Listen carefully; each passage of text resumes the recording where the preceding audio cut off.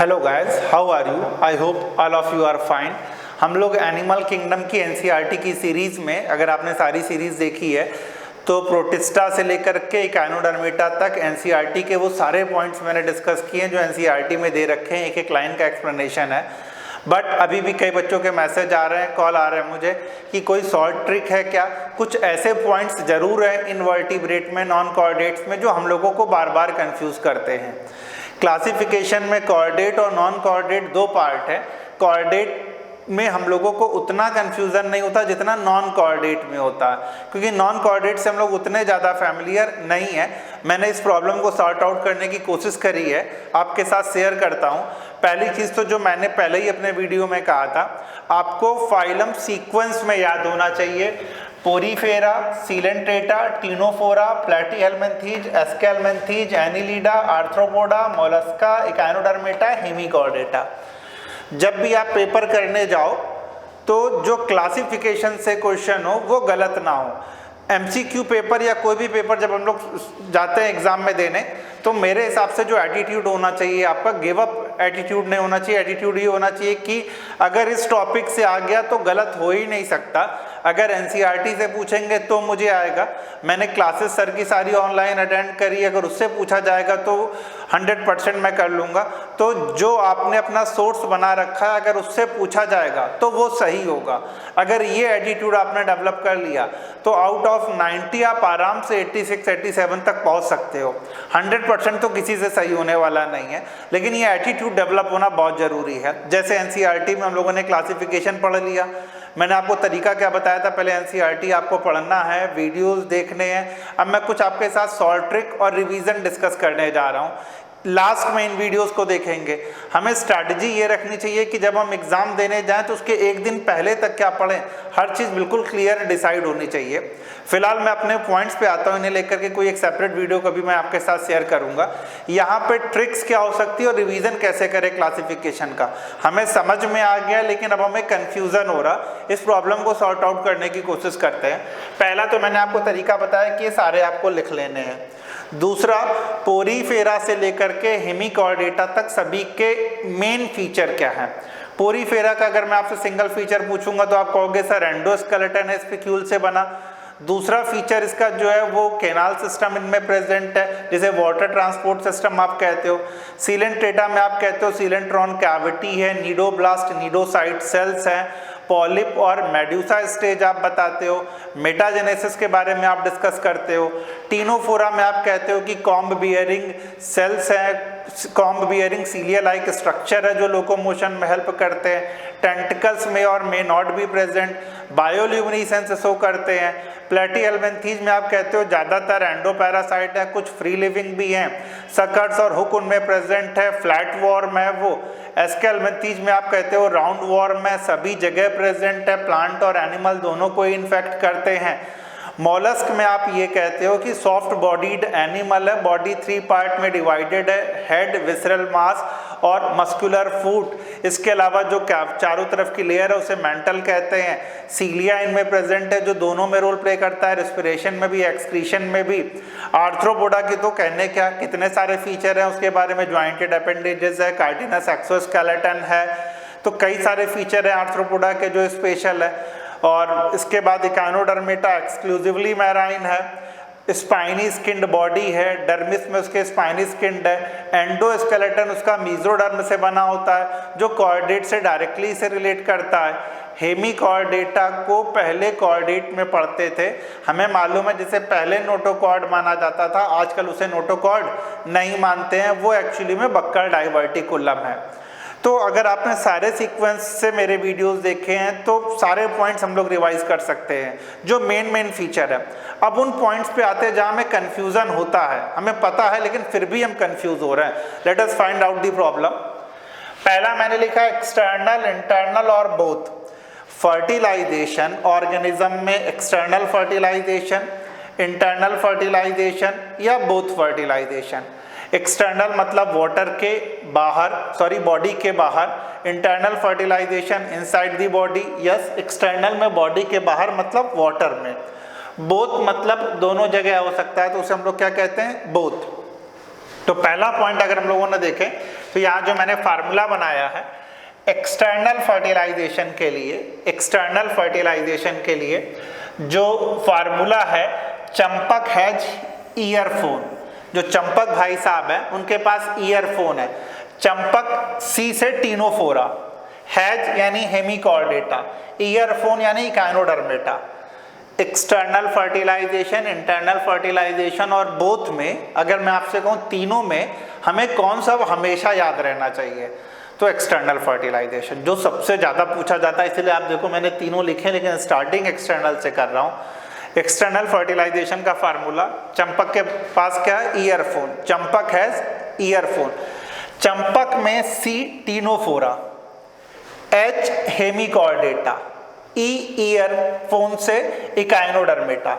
External fertilisation मतलब body के बाहर वाटर में।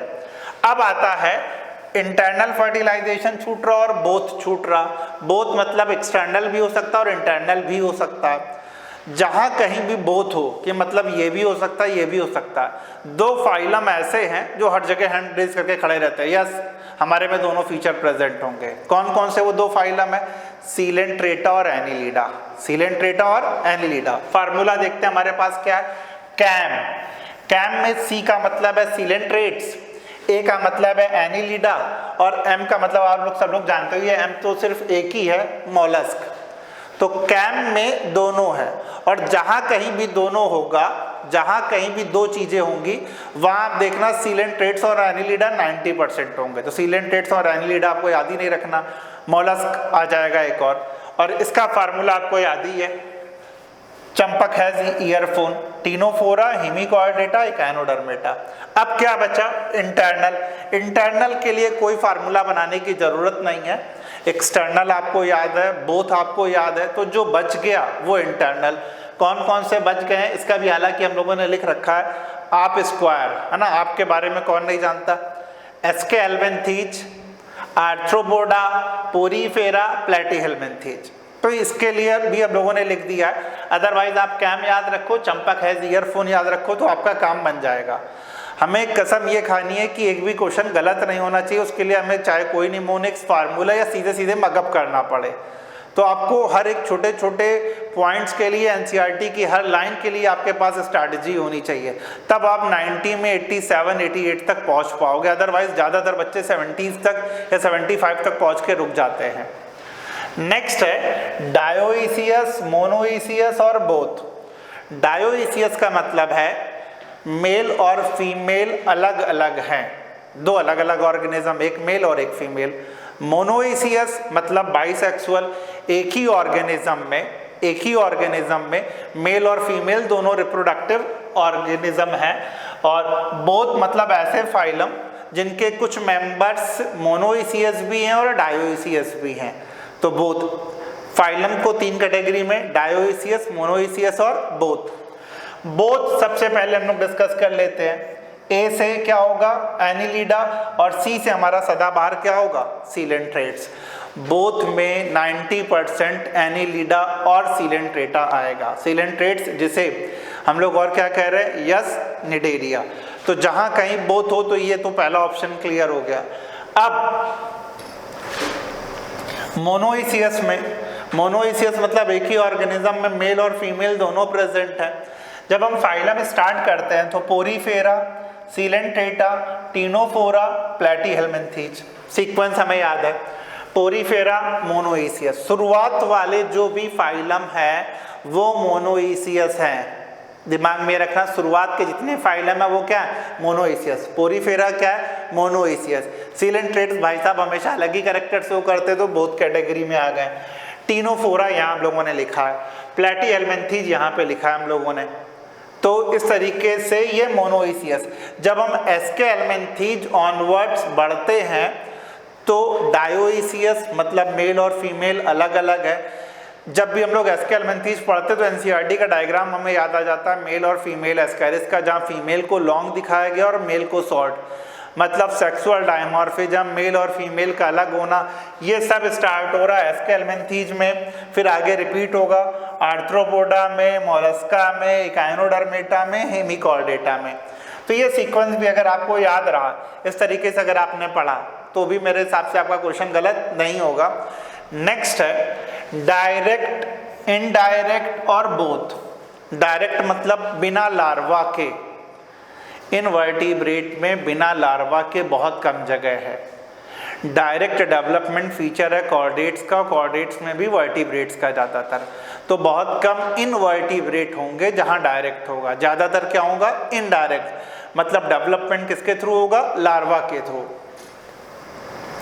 बोथ में डायरेक्ट डेवलपमेंट भी और इनडायरेक्ट डेवलपमेंट भी है, तो दो तो हमारे सदाबहार आएंगे, एनीलिडा और सीलेंट्रेट्स।